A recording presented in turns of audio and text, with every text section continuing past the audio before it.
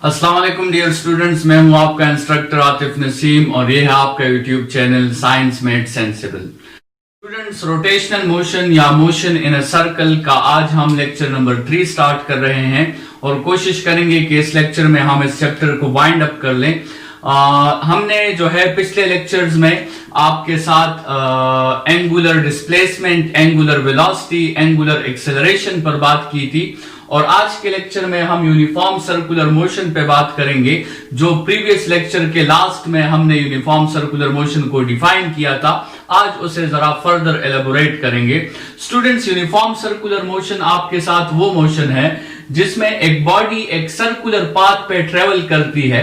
उसकी speed constant होती है लेकिन उसकी वेलोसिटी आपके साथ कांस्टेंट नहीं होती, क्योंकि वेलोसिटी के कांस्टेंट होने के लिए स्पीड और डायरेक्शन दोनों का सेम होना जरूरी है। यहां पे स्पीड तो सेम है लेकिन सर्कुलर पाथ पे हर पॉइंट पे आपके साथ डायरेक्शन चेंज होती है। So therefore velocity as a vector is not constant, but the change in velocity is due to the direction.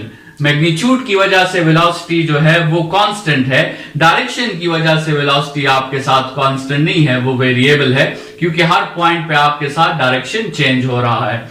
Students, हमने प्रीवियस लेक्चर में ये डिस्कस किया था कि यूनिफॉर्म सर्कुलर मोशन एक ऐसा मोशन है जिसके लिए फोर्स की रिक्वायरमेंट मौजूद है लेकिन टॉर्क की रिक्वायरमेंट जिसके लिए मौजूद नहीं है। मतलब हमने डिस्कस किया था कि यूनिफॉर्म सर्कुलर मोशन आपके साथ एक ऐसा मोशन है जो सेकेंड कंडीशन ऑफ इक्विलिब्रियम को तो फुलफिल करता है लेकिन फर्स्ट कंडीशन ऑफ इक्विलिब्रियम को फुलफिल नहीं करता।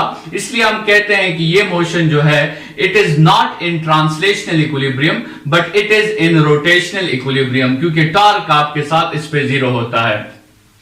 तो स्टूडेंट्स, जैसे हमने कहा कि अगर आपके साथ वेलोसिटी चेंजिंग है, वेलोसिटी चेंज हो रही है, तो इसका मतलब ये है कि वेलोसिटी को चेंज करने का जो एजेंट है वो मौजूद है और वेलोसिटी को चेंज करने का एजेंट जो है वो हमारे साथ एक्सेलरेशन है। और अगर एक्सेलरेशन मौजूद है तो एक्सेलरेशन का एजेंट भी मौजूद होगा और वो आपके साथ फोर्स है। सो इसका मतलब ये है कि if the velocity is changing, this means that we must require acceleration and force. फिर ये मोशन आपके साथ फोर्स के बगैर नहीं हो सकता और ये मोशन आपके साथ एक्सेलरेशन के बगैर नहीं हो सकता। स्टूडेंट्स, तो यूनिफॉर्म सर्कुलर मोशन में पहली बात आपने ये याद रखनी है कि this motion can't be done without a force. For this motion force is required. This motion is an accelerated motion. इस मोशन पे एक्सेलरेशन भी आपके साथ मौजूद होती है और फोर्स भी आपके साथ मौजूद होता है। लेकिन स्टूडेंट्स, ये फोर्स और एक्सेलरेशन एक खास किस्म का फोर्स होता है जो आपके साथ सिर्फ और सिर्फ क्या चीज चेंज कर सके, जो सिर्फ और सिर्फ डायरेक्शन को चेंज कर सके। एक ऐसा फोर्स जो वेलोसिटी के मैग्नीट्यूड को चेंज नहीं करेगा, एक ऐसा फोर्स जो वेलोसिटी की डायरेक्शन को चेंज करेगा। हमें ऐसा फोर्स चाहिए और इस फोर्स को स्टूडेंट्स हम सेंट्रीपिटल फोर्स कहते हैं। तो जैसे हमने यहां पे कहा, पहली चीज यूनिफॉर्म सर्कुलर मोशन में आपने ये याद रखनी है कि uniform circular motion is an accelerated motion and it can not be done without the force, and force is always required for uniform circular motion, and we require such a force which only changes the direction of the velocity, and such a force is called centripetal force. Students, आपके साथ centripetal force की मुख्तलिफ definitions जो हैं वो आप कर सकते हैं। पहली डिफिनीशन तो आप सेंट्रीपिटल फोर्स किस तरह कर सकते हैं कि it is a centre seeking force. इस फोर्स की डायरेक्शन हमेशा सेंटर की तरफ होती है। तो centripetal force is defined as a centre seeking force. या फिर दूसरी डिफिनीशन आप ये कर सकते हैं कि that force which produces centripetal acceleration is called centripetal force, because according to Newton second law every force produces acceleration in its own direction, so this force also produces acceleration and that is called centripetal acceleration. Students, आप centripetal force किस तरह भी definition कर सकते हैं कि that force which only changes the direction of the velocity, वो force जो वेलोसिटी के मैग्नीट्यूड को ना चेंज करे, वो कांस्टेंट रहे और सिर्फ उसकी डायरेक्शन को चेंज करे, उस फोर्स को हम सेंट्रीपिटल फोर्स कहते हैं। या स्टूडेंट सेंट्रीपिटल फोर्स की जनरल डिफिनीशन आप याद रखें कि हर वो फोर्स जो वेलोसिटी के साथ 90 का एंगल बनाएगा उस फोर्स को हम सेंट्रीपिटल फोर्स कहेंगे। Every that force which is perpendicular to the velocity is called centripetal force. ये सेंट्रीपिटल फोर्स की जनरल डिफिनीशन है। तो स्टूडेंट्स, यूनिफॉर्म सर्कुलर मोशन में पहली बात हमने ये समझी कि this motion is a type of accelerated motion and this motion can not be done without a force. We need a force which only changes the direction of the velocity and that force is called centripetal force. Students, दूसरी बात जो है आपने ये ज़हन में रखनी है कि अगर आपको सेंट्रीपिटल फोर्स चाहिए तो उसका मैग्नीट्यूड कितना होना चाहिए। आपको 10 न्यूटन सेंट्रीपिटल फोर्स चाहिए, 20 न्यूटन सेंट्रीपिटल फोर्स चाहिए, 50 न्यूटन चाहिए, कितना फोर्स आपको चाहिए, how much force is required. ठीक है, तो उसके लिए स्टूडेंट्स आपके साथ रिक्वायरमेंट का एक फॉर्मूला है जिससे आप मालूम कर सकते हैं कि आपके साथ कितना सेंट्रीपिटल फोर्स रिक्वायर होगा, और वो फॉर्मूला आपके साथ है mv² divided by r। Centripetal force is equal to mv² divided by r। ये फॉर्मूला आपको बताएगा कि आपके साथ जो है सेंट्रीपिटल फोर्स की रिक्वायरमेंट वो कितनी है। इसमें m जो है वो mass of the rotating body है, v speed of the rotating body है, और रेडियस जो है वो आपके साथ रेडियस ऑफ द सर्कल है in which the body is circulating और in which the body is rotating. Students, ये जो आपके साथ रिक्वायरमेंट का फॉर्मूला है, इसमें अगर आप इन वेरिएबल्स को देखें तो ये वेरिएबल्स ट्रांसलेशनल मोशन के वेरिएबल्स हैं, लीनियर मोशन के वेरिएबल्स हैं। हम ये फॉर्मूला जो है वो रोटेशनल फॉर्म या एंगुलर फॉर्म में भी मेंशन कर सकते हैं। उसके लिए आपको एक फॉर्मूला पुट करना होगा जो हमने प्रीवियस लेक्चर्स में डिराइव किया था, v is equal to r omega. Students, यहां पर अगर आप v की जगह आर ओमेगा को सब्स्टिट्यूट कर दें तो आपके साथ रिक्वायरमेंट का एक दूसरा फॉर्मूला आ जाएगा mr²। ठीक है, तो ये आपके साथ एंगुलर फॉर्म में सेंट्रीपिटल फोर्स का फॉर्मूला है, और ये जो है ये ट्रांसलेशनल फॉर्म में है या लीनियर फॉर्म में है। स्टूडेंट्स, जैसे हमने बात की according to Newton second law that every force produces acceleration in its own direction, तो ये जो सेंट्रीपिटल फोर्स है ये आपके साथ सेंट्रीपिटल एक्सेलरेशन प्रोड्यूस करेगी, और सेंट्रीपिटल एक्सेलरेशन का फॉर्मूला है v² डिवाइडेड बाय r। ये इसका लीनियर फॉर्म है या ये इसका ट्रांसलेशनल फॉर्म है। अगर आप इसमें v की जगह r ओमेगा पुट कर दें तो आपके साथ एक नया फॉर्मूला आ जाएगा ac is equal to r omega. ठीक है, तो लेट्स सपोज जो है ये इसका आपके साथ फिर एंगुलर फॉर्म होगा या रोटेशनल फॉर्म होगा। तो स्टूडेंट्स, पहली बात हमने जो समझी वो ये थी कि centripetal force is required for uniform circular motion. दूसरी बात जो हमने ये समझी वो ये थी कि how much force is required, so we will calculate that force according to these two formulas. अगर हमें लीनियर क्वांटिटीज गिवन है तो हम इस फॉर्मूला से यूज कर सकते हैं, अगर हमें एंगुलर क्वांटिटीज गिवन है तो फिर हम ये फॉर्मूला यूज कर सकते हैं, और हमें रिक्वायरमेंट का पता चल सकता है कि कितना फोर्स रिक्वायर है। लेट्स सपोज स्टूडेंट्स, आपके साथ एक बॉडी है जिसका मास जो है वो है 1000 kg। ठीक है, और वो बॉडी जो है लेट्स सपोज 10 मीटर्स पर सेकेंड से रोटेट करना चाहती है। वो जिस कांस्टेंट स्पीड से रोटेट करना चाहती है उसकी वैल्यू 10 मीटर्स पर सेकेंड है, और जिस सर्कल में वो रोटेट करना चाहती है उसकी वैल्यू आपके साथ है 10 मीटर्स। तो अगर आप इस फॉर्मूला में अपने लिए सेंट्रीपिटल फोर्स की रिक्वायरमेंट फाइंड करेंगे तो आपके साथ जो सेंट्रीपिटल फोर्स की रिक्वायरमेंट होगी वो होगी 1000 into 10² divided by 10 and you can get 10,000 Newton. तो आपको बल्कि उस बॉडी को इस डेटा के साथ अगर उस सर्कल में रोटेट करना है तो उसे कितनी फोर्स की रिक्वायरमेंट है, 10,000 न्यूटन की रिक्वायरमेंट है। अगर ये फोर्स उसे प्रोवाइड हो गया तो कोई मसला नहीं है, ये उस सर्कल में रोटेट कर सकती है।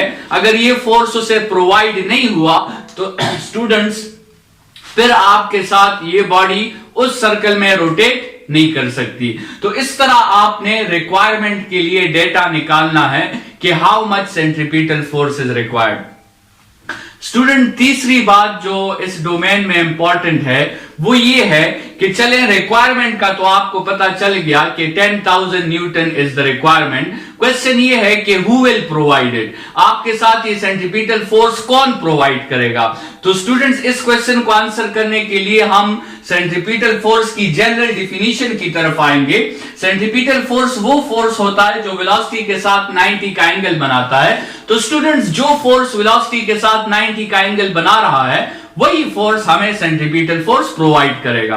तो हम उस जनरल डिफिनीशन के थ्रू जा रहे हैं कि any force which makes 90 angle with velocity, any force which is perpendicular to the velocity will provide that centripetal force. मैंने स्टूडेंट्स यहां पे आपको कुछ एग्जांपल्स बताए हैं जिससे आपको पता चल जाए कि आपके साथ सेंट्रीपिटल फोर्स कौन कौन प्रोवाइड कर सकता है। स्टूडेंट्स ये आपके साथ अर्थ और मून है, और अर्थ जो है मून जो है वो आपके साथ अर्थ से क्या करता है, रोटेशंस करता है, यूनिफॉर्म सर्कुलर मोशन करता है। उस केस में अर्थ और मून के दरमियान जो ग्रेविटेशनल फोर्स होता है, that gravitational force provides us the centripetal force, क्योंकि उस केस में ग्रेविटेशनल फोर्स वेलोसिटी के साथ 90 का एंगल बनाता है। और इस केस में स्टूडेंट्स आप ये फॉर्मूला लिख सकते हैं कि Gm1 m2 divided by r square is equal to mv square divided by r। मतलब इस केस में आपके साथ ग्रेविटेशनल फोर्स और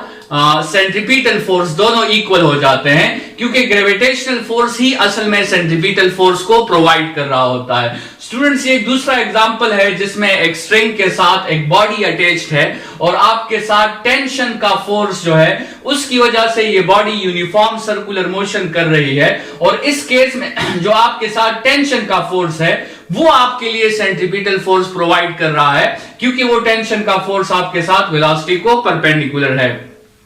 सिमिलरली सर आपके साथ अगर एक न्यूक्लियस है और एक इलेक्ट्रॉन है, तो इलेक्ट्रॉन न्यूक्लियस के अगेंस्ट क्या करता है, यूनिफॉर्म सर्कुलर मोशन करता है। तो इस केस में जो कूलम फोर्स है, जो इलेक्ट्रोस्टैटिक फोर्स है, वो आपके लिए सेंट्रीपिटल फोर्स प्रोवाइड कर रहा है, क्योंकि वो कूलम फोर्स वेलोसिटी को आपके साथ परपेंडिकुलर है।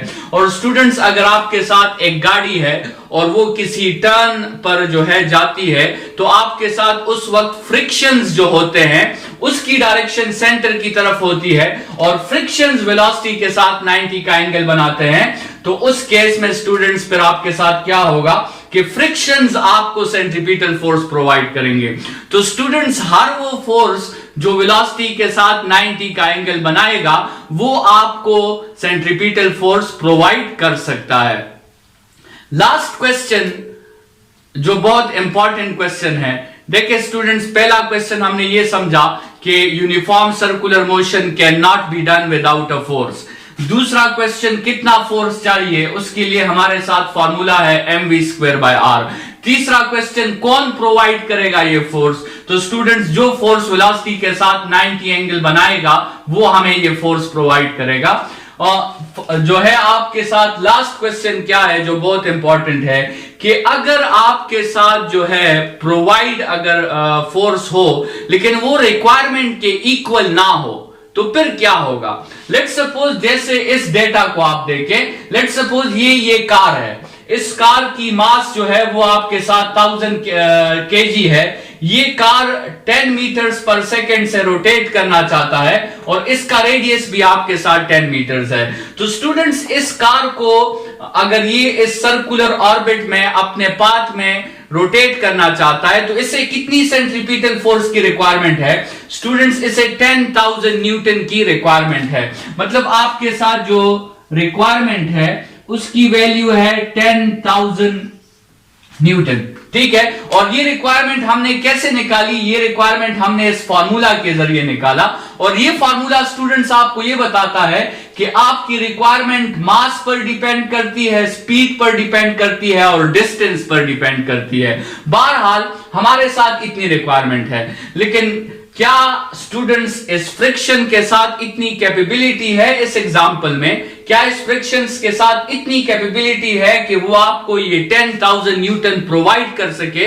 अगर है तो फिर तो कोई मसला नहीं है, फिर तो आपके साथ ये कार आसानी से अपना यूनिफॉर्म सर्कुलर मोशन कर सकता है। लेकिन स्टूडेंट्स, अगर फ्रिक्शन में इतनी कैपेबिलिटी नहीं है, लेट्स सपोज फ्रिक्शंस में कैपेबिलिटी कितनी है, फ्रिक्शंस में कैपेबिलिटी है फॉर एग्जांपल 2000 न्यूटन की।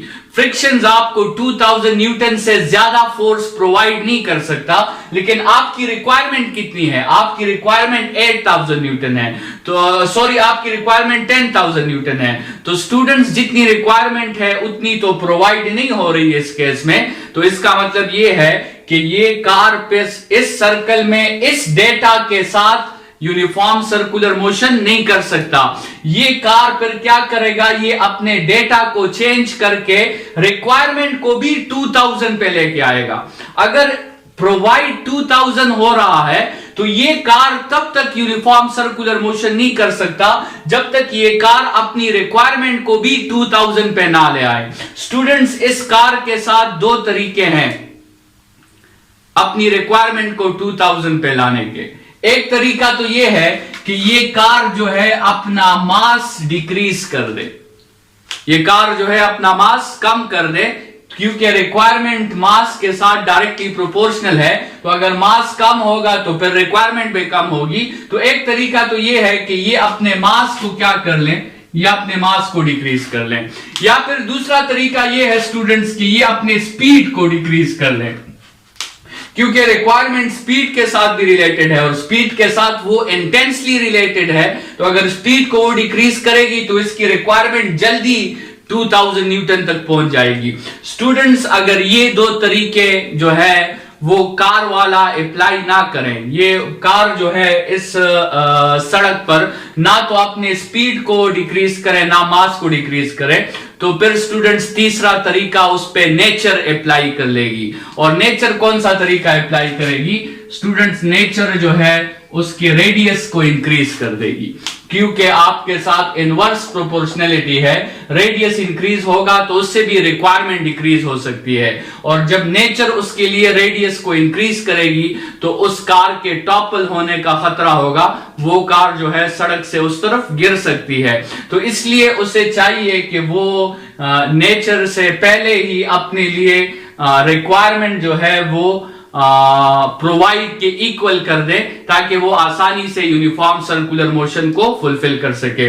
स्टूडेंट्स, इस लेक्चर के साथ ही हमारा यूनिफॉर्म सर्कुलर मोशन या मोशन इन अ सर्कल का जो टॉपिक है वो यहीं पे खत्म होता है। नेक्स्ट लेक्चर में एक और A2 के चैप्टर के साथ हम हाजिर होंगे। इस लेक्चर के लिए इतना ही। Thank you students.